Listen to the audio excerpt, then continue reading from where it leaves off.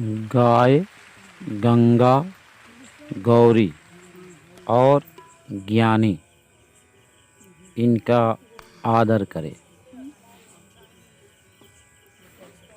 जब धर्म नहीं रहेगा तो धन की हमें आकांक्षा छोड़ देनी चाहिए, और धर्म है तो फिर धन के लिए आपको चिंता नहीं करना है। तो ज्ञानी, जो ज्ञानी है, ज्ञानियों की सेवा करनी चाहिए। ज्ञानी कौन? जो ब्राह्मण है। ब्राह्मण कौन? जो ज्ञान को अर्जन करता है, वही ब्राह्मण है।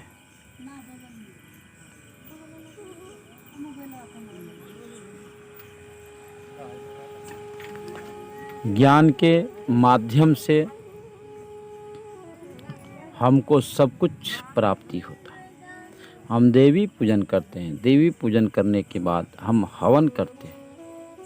तो हवन में तिल, जौ, चावल, गुड़, घी लगता है और ब्राह्मण की आवश्यकता पड़ता है। तो ब्राह्मण लोग मिल करके हवन करते हैं, तपस्या करते हैं, और उसका फल जो है प्राप्त होता है। तो जो तपस्वी है, जो ज्ञानी है, जो त्यागी है, अगर वैसा ब्राह्मण है तो पूज्य है। तो ब्राह्मणों को घर में निमंत्रण देवे, ब्राह्मण को बुलावे। विशेष धन ज्ञान चाहिए तो कहते हैं भगवान कृष्ण के पास जब सुदामा जी पहुँचे तो उनके चरण धोए और अपने दुपट्टा से पोछा लगाए। ऐसे भगवान ब्राह्मण प्रिय है। तो जो ब्राह्मणों की सेवा करता है तो भगवान की सेवा हो जाती है। जो गंगा की, गौरी की, ज्ञानी की सेवा करता है, साक्षात भगवान की सेवा हो जाती है, साक्षात देवी की सेवा हो जाती है। इसलिए इनका आदर करना जाने। ज्ञानी हमारे कन्हैया ने सुदामा जी के चरण को धोए।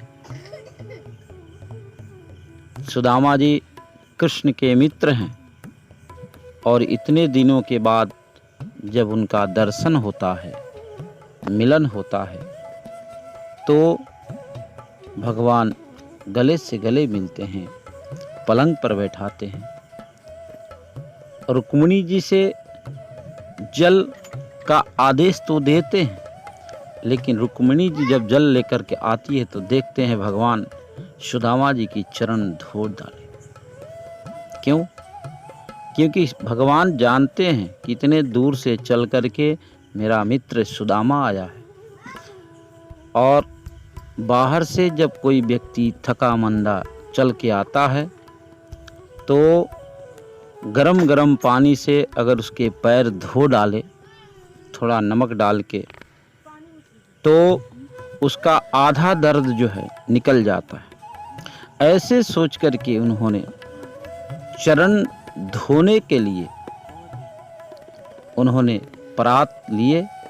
देखी सुदामा की दीन दशा, करुणा करी के करुणा निधि रोय।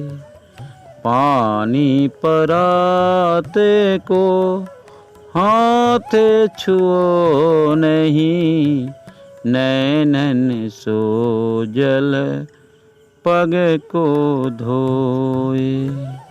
नैनन के जल सो पग धोए। दुख की जो आंसू होती है, गरम गरम आंसू होती है। सुख की जो आंसू होती है ठंडक होती है। तो भगवान ने सुदामा जी को उस नेत्र जल से, करुणामयी नेत्र जल से पैर को धोए और उनकी आधी पीड़ा को दूर कर दिए।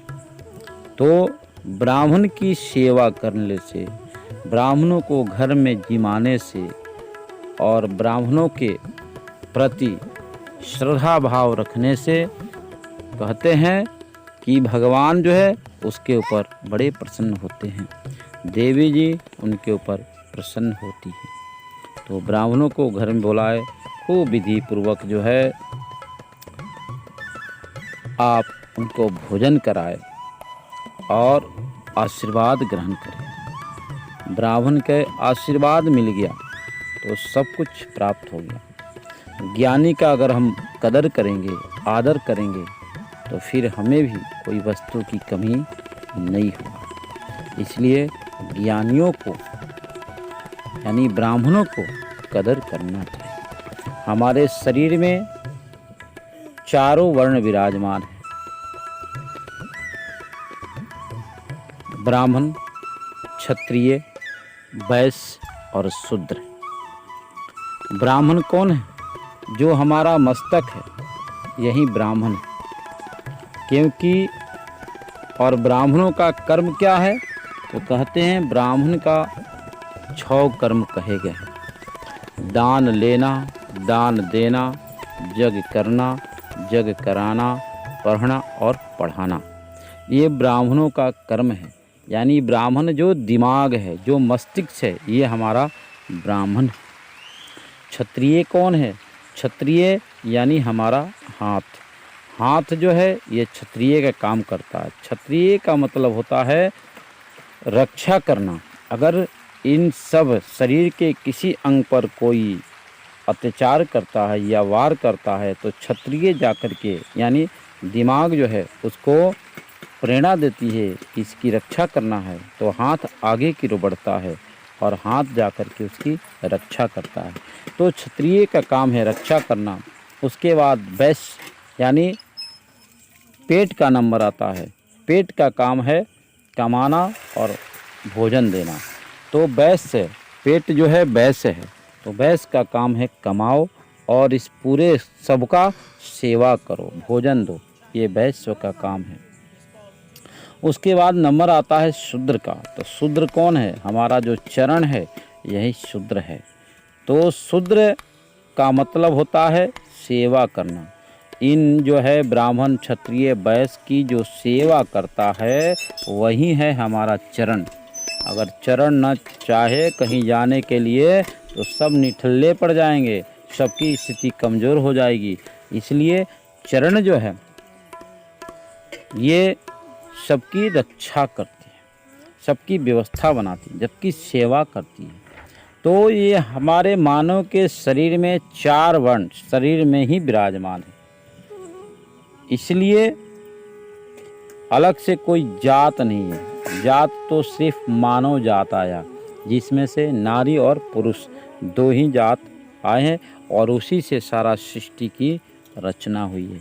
तो अब रही बात कि हम लोग कर्म कर करके और कर्म के द्वारा जो है हम अपने को सेवा करके, कर्म करके हम आगे की ओर धनाढ़ हो सकते हैं, आगे की ओर बढ़ सकते हैं। तो सेवा की भावना निरंतर बनाए रखना चाहिए। तो ज्ञानी जो है, तो ज्ञानियों की जब सेवा होगी तो वह जो है ज्ञानी के माध्यम से यानी ब्राह्मणों के माध्यम से जो है ये अस्तित्व जो है और उनके आशीर्वाद से जो है जीवन में तरक्की, जीवन में यश, जीवन में कृति की प्राप्ति होता है। ऐसे भी कहा गया अभिवादनशीलस्य नित्य वृद्धोपसेविना चत्वारि तस्य वर्धन्ते आयु विद्या यशो बलम। अपने से बड़ों को आशीर्वाद मिलेगा तभी जीवन में आयु, विद्या, यश और बल की प्राप्ति होता है।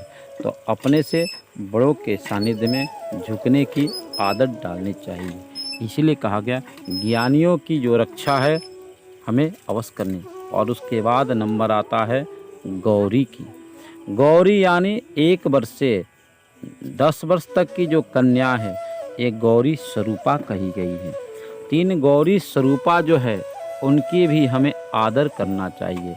अगर गौरी की हम आदर नहीं करेंगे, एक तरफ दुर्गा जी को हम लोग रखते हैं और दूसरे तरफ जो है दुर्गा जी की यानी सच्ची जो दुर्गा जी मूर्ति के मिट्टी के बने हुए दुर्गा को बना के प्राण प्रतिष्ठा डालते हैं और उनकी हम लोग 3 दिन तक सेवा खूब विधिवत से करते हैं। लेकिन सच्चा जो गौरी है, सच्ची जो है देवी है, उनकी हम लोग घर में ताड़ना देते हैं, मारते हैं, पीटते हैं। ऐसा नहीं होना चाहिए। जिसके घर में एक तरफ देवी की पूजन होती है और दूसरे तरफ देवी को अगर कोई ताड़ना देता है, मारता है, पीटता है, तो कितनी भी पूजा कर ले, उस पूजा का फल उसे नहीं प्राप्त हो सकता है। तो मान सम्मान देवी मान करके सबका करना चाहिए। और जहाँ नारी की सेवा होता है वहाँ लक्ष्मी नारायण का वास होता है, और जहाँ लक्ष्मी नारायण का वास होता है वहाँ समझ लो कोई धन की कमी नहीं रह सकती है। और धन से धर्म बनता रहता है और धर्म से सुख की प्राप्ति होते रहता है। इसलिए गौरी का भी मान सम्मान करना है। देवी की पूजा करो, खूब जय जयकार करो, खूब भजन करो, खूब कीर्तन करो।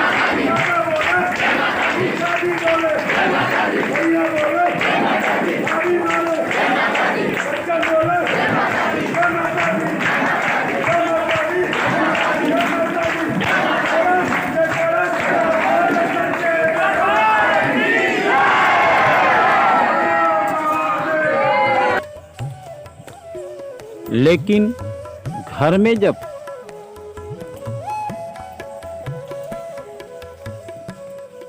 पत्नी की, अपनी बेटी की, अपनी माता की आदर सम्मान करो। और कहा गया है 1 वर्ष से लेके 10 वर्ष तक की जो कन्याएं होती है वे साक्षात देवी का ही रूप होती है। इसलिए इन देवियों के ऊपर श्रद्धा विश्वास करके उनकी पूजन करें। जिस व्यक्ति की जो कामना होती है वो अपनी कामना की पूर्ति के लिए 1 वर्ष से लेके 10 वर्ष तक की कन्या को भोजन कराते हैं।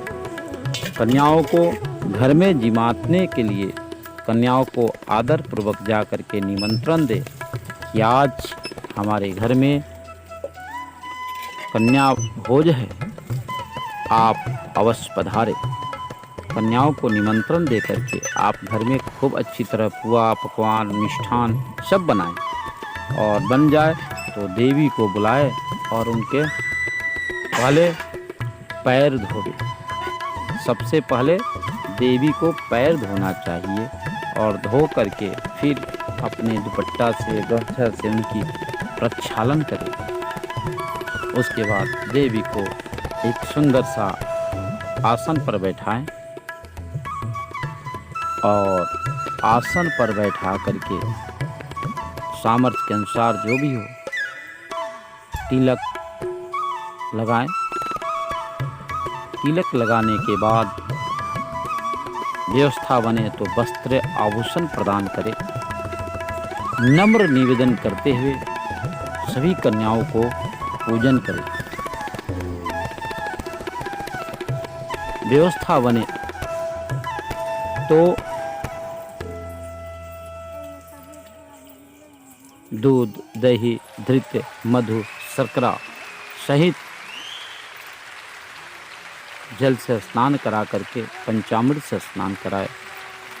वस्त्र आभूषण दे करके आसन पर बैठा करके थाली लगावे, तिलक करे, कपूर की आरती करे। उसके बाद जब देवी लोग पंगत शुरू करें तो कहते हैं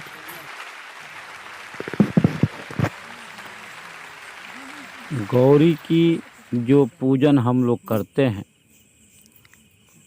जिस कामना को लेकर के गौरी की पूजन करते हैं, तो पूजन करने के समय जो जो कामनाएं हमारे मन में चलता है, वह कामना जो है पूर्ति होता है। इसलिए कहा गया है कि पूजन में बैठे या कथा में बैठे तो मन को एकाग्रता होनी चाहिए। पूजन करेंगे, मन एकाग्र नहीं रहेगा तो भी पूजन का फल नहीं मिलता। तो हम लोग इतनी पूजन पाठ करते हैं, फिर भी हमें फल की प्राप्ति नहीं होता। तो यही कारण है जिसके चलते पूजन तो करते हैं, लेकिन ध्यान कहीं और जगह रहता है, मन कहीं और लगा रहता है और कर्म जो है कुछ और बनता है। इसीलिए वह पूजा का फल नहीं मिल पाता है। तो कहते हैं कि पूजन करने बैठे तो एकाग्र भाव हो करके और बड़े प्रेम के साथ जो है पूजन करेंगे तो निश्चित है कि आपके फल की प्राप्ति अवश्य होगा। इसलिए कन्याओं को हर नवरात्रि में चाहिए कि कन्याओं को पूजन करें। कन्याओं के आसन पर बैठा करके तिलक लगावें और जैसी भावनाएं बनाते हुए तिलक लगाएंगे, वैसी आपकी भी उद्धार और तरक्की बनेगा। तो कन्याओं को भोजन करा करके बड़े प्रेम के साथ बार बार पूछते रहना चाहिए। भोजन भी एक बार थाली भर के नहीं देना है, हल्के हल्के देवे, घट जाए फिर दोबारा डाले। अन्न की बर्बादी भी नहीं होना चाहिए। और प्रेम से कन्याओं को जिमावे, जिमा करके हाथ जोड़े, प्रार्थना करे, जिसके द्वारा आपकी कामनाएं जो है आपकी पूर्ति होती रहती है। तो कन्या पूजन की बड़ी विशेष महिमा है। 1 वर्ष की, 2 वर्ष की, 3 वर्ष की, 4 वर्ष की, 5 वर्ष की, 6 वर्ष की, 7 वर्ष की, 8 वर्ष की, 9 वर्ष की, 10 वर्ष तक, यानी भद्रा तक की पूजा हम लोग की जा सकती है।